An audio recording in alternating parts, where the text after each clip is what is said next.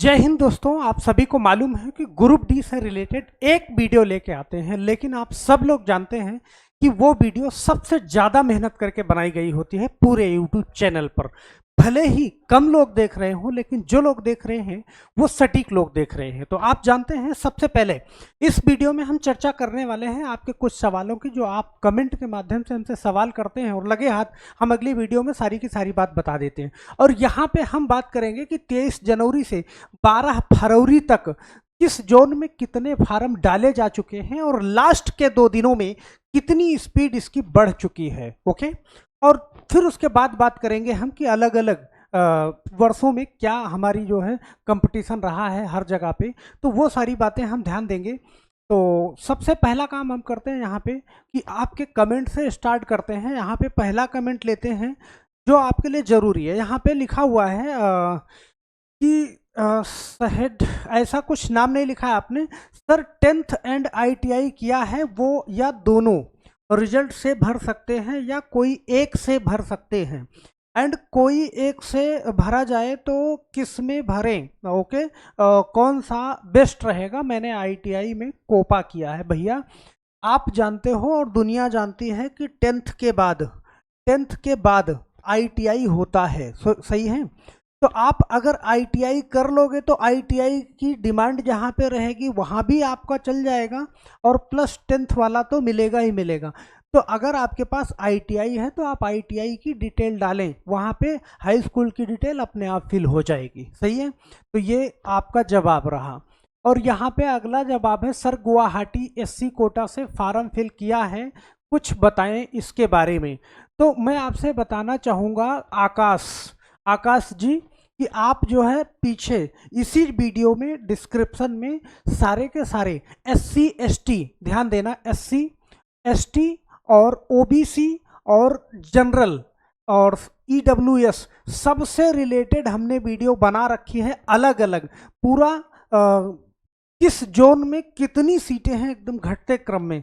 तो आप डिस्क्रिप्शन में जाओ, सारी की सारी वीडियो लगी है जो आपसे रिलेटेड है, वहां से आप देख लो, पूरी जानकारी आपको मिल जाएगी। इस बात की गारंटी है कि आपको सोचना नहीं पड़ेगा कि कहां से भरे, या फिर मैंने भरा है वो अच्छा है कि खराब है।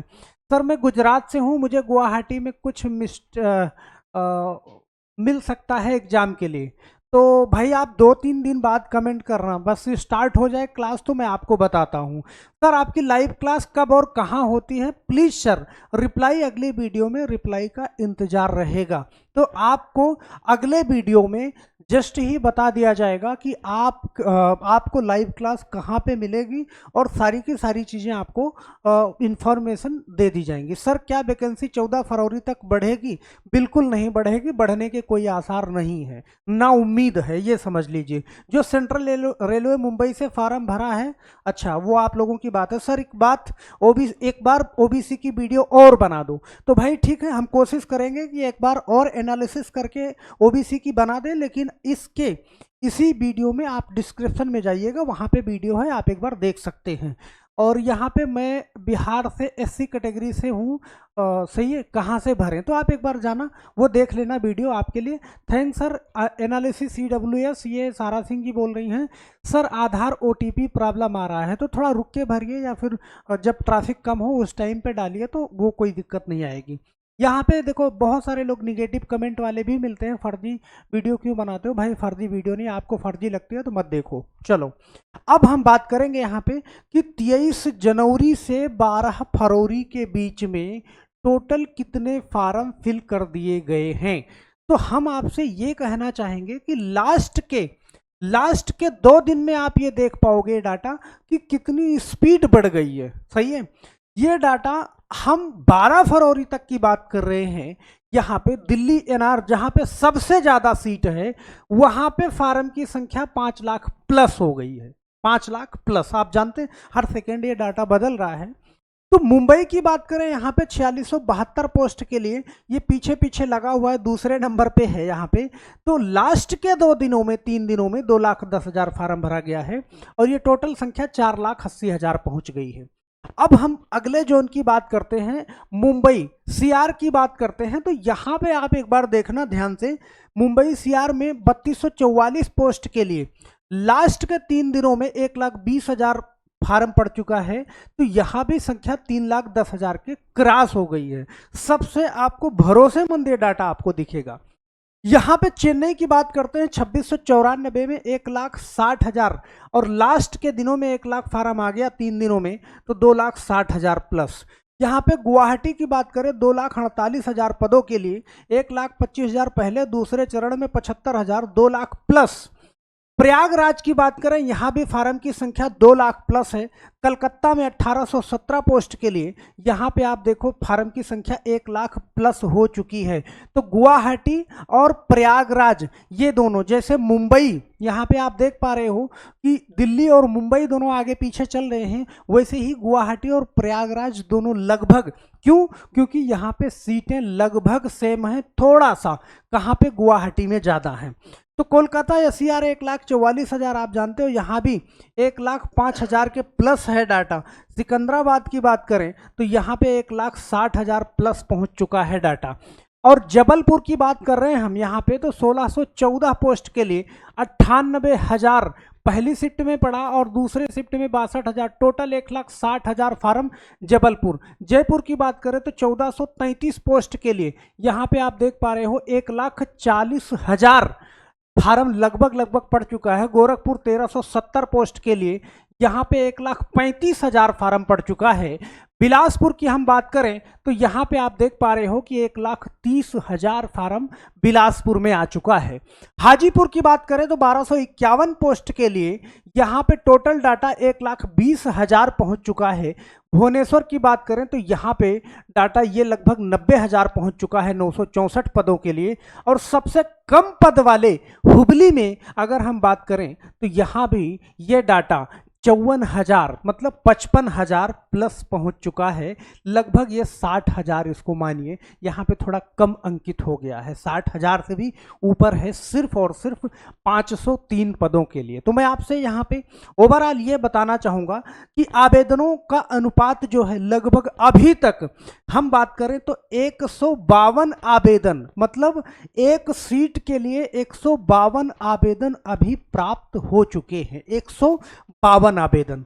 तो क्या ये 152 आवेदन कम हैं कि ज़्यादा हैं? इस चीज़ को समझने के लिए हम बात करते हैं इस चीज़ की कि जब वर्ष 2013 में वैकेंसी आई थी तो 45,107 वैकेंसी में 80 लाख फार्म पहुंचे थे और उस समय कंपटीशन था कितना?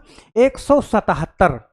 फिर 2018 में वैकेंसी आई और वो आई 62,907, तो 1.89 करोड़ फार्म पड़े, तो कंपटीशन अचानक से बढ़ गया कितना?